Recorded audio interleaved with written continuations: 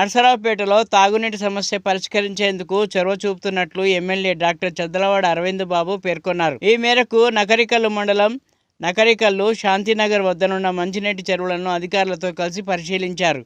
ప్రజలకు ఎన్నికలకు ముందు ఇచ్చిన ప్రతి హామీని పరిష్కరించే వరకు తప్పకుండా శ్రమిస్తానన్నారు. అధికారులు కూడా ఈ విషయంలో చిత్తశుద్ధితో పనిచేయాలన్నారు.